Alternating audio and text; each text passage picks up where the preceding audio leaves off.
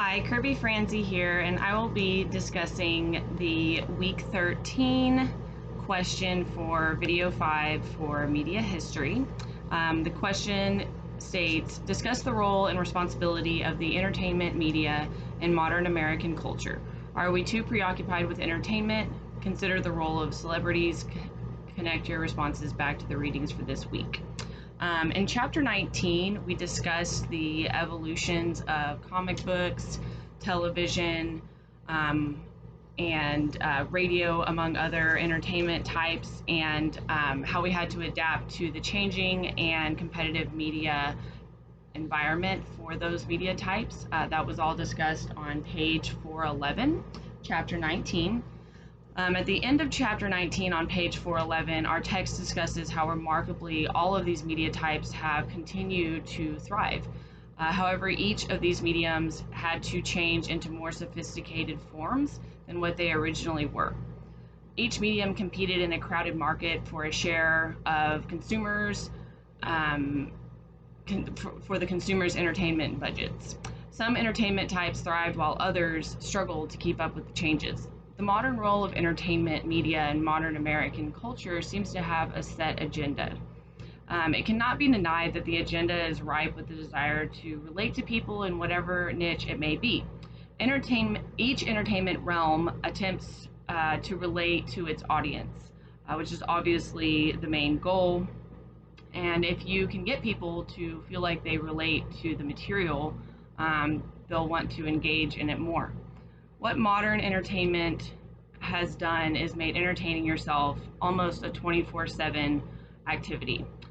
While our phones track our sleep, reading behaviors, shopping patterns, and prey on our searches, advertising and entertainment have essentially become one and the same.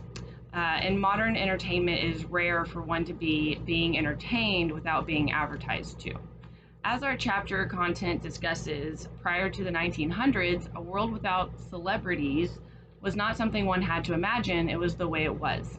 Trying to imagine a world without movie stars or actors or celebrities is not really that mind-blowing for me personally, because it is my personal opinion that the entertainment industry has lost touch with the average American citizen so much that I have almost entirely lost any ability to aspire, as Dr. Hart says in our module intro for chapter 13, to be any celebrity.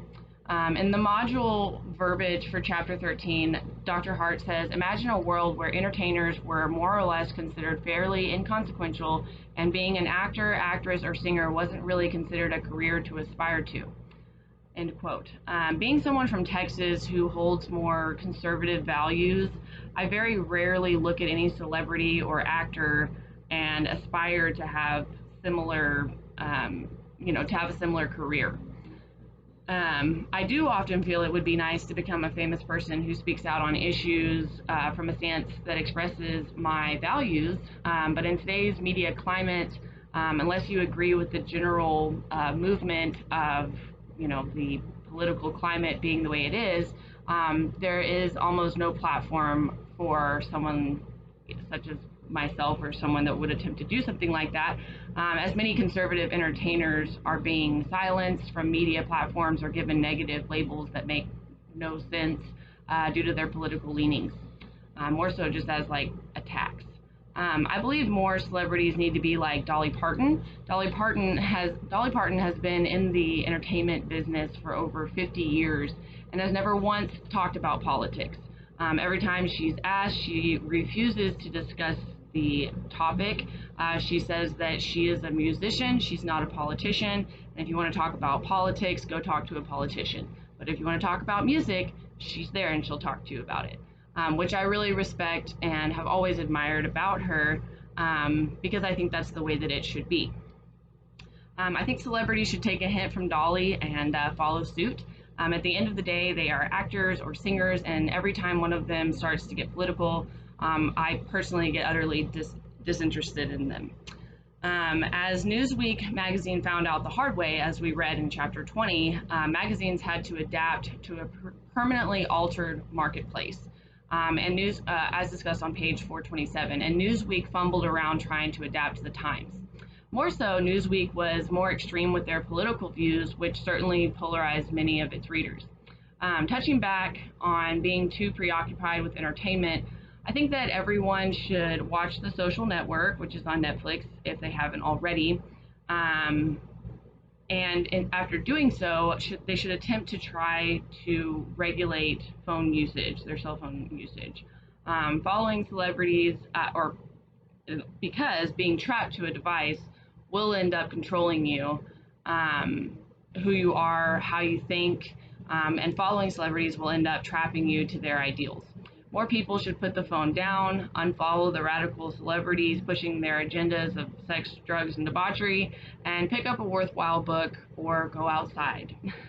That's just my opinion. I don't know if that's really where we were necessarily supposed to take this video, but that's where I went with it after reading all of the content about just where magazines had gone in the Media in America chapter, and then of course chapter 19 with the evolution of all the different types of media. Um, that's just where I took this because it was kind of a little bit off path from the things that we discussed in those chapters. But I hope that you all enjoyed, and I appreciate you listening, and I hope that everyone has a good night. Thank you.